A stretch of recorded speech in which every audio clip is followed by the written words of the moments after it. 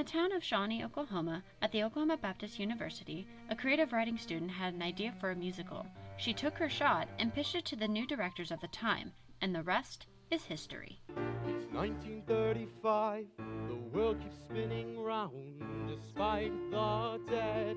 It's 1935, so there's a great new world for which these floods and glad. I started working on it in October of 2020, and I was inspired by the photos of Dorothea Lange.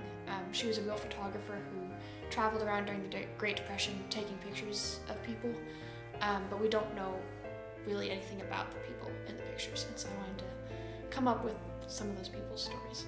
I really liked playing with like the big personalities, so like young Myrtle is very vivacious and energetic, and Max is like, he has very strong ideals, and so contrasting them with Frank and Diana, who are more quiet and sensible, that was something that I liked playing around with. The original version of Myrtle that I worked with was kind of just annoying. She didn't really have a lot of redeeming qualities if you read her as is. She was kind of just this loud, brash teenage girl, and I was really allowed the space to make her personal and put a lot of my own qualities that I see in her. She is super ambitious and super fun, and she's not necessarily selfish, I would say, but she's just so young, she's almost blinded by youth and love, and I think that that is so much fun to portray. Considering the fact that this was a new work, Max was really a character that the only past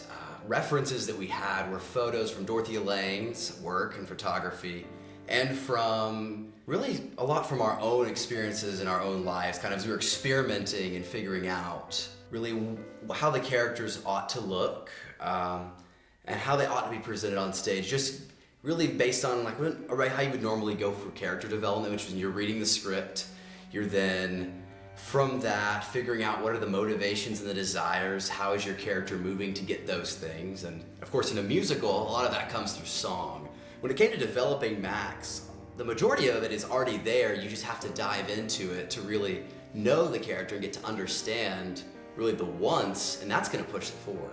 Elena sent us an email letting us know that she had written this musical. She had seen in the newspaper that we wanted to do student written works, and that we were really excited to pursue that. And so she sent us her script, her Spotify demos, and all of the information. And so I was unpacking boxes on a Saturday, and she sent it Saturday morning, and I just spent the day listening to it. My first year, I was here for not very long. I got an email, and then I got a phone call from Elena Street to say, hey, I've written a musical, and could y'all look at it? And as I put it more than once, she said, hey, I have a musical, and I said, do you really?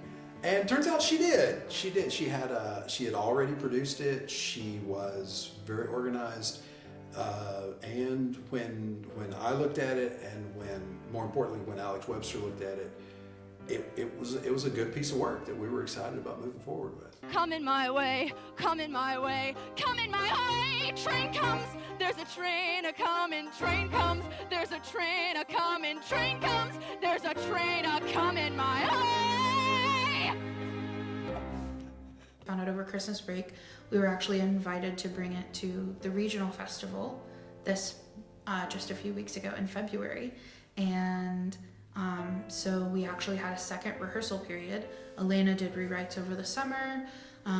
She worked on it a little bit through the fall, and we actually had a second full rehearsal period for the show spring 25 to give it a second performance. When we did the show last April, I knew that we were going to have respondents come watch the show to see if they wanted to invite it. But we're a small Christian school. We don't have like a lot of funding, and it's student written, which is unusual for KCACTF. So yeah, I was very surprised when we found out about that in December. I wasn't that surprised because I knew we had a really solid piece of work.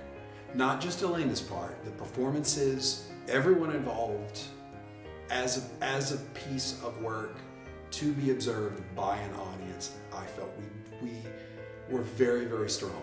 And so, and it being an original work and knowing that KCACTF really likes to bring that sort of work to the public, I felt like we had a pretty good chance even before they invited us.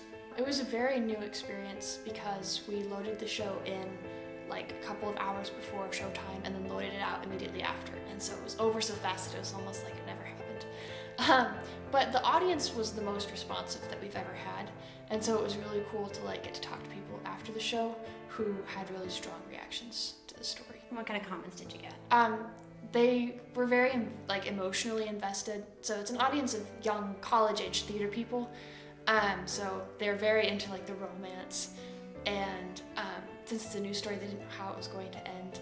I heard that some people were crying in the audience, so that was very sad.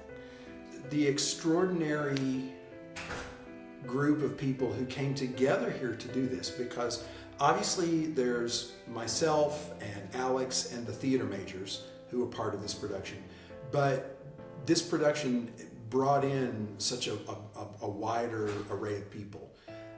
Jubal Nelson is like a computer science major, and he's doing almost all of the orchestration.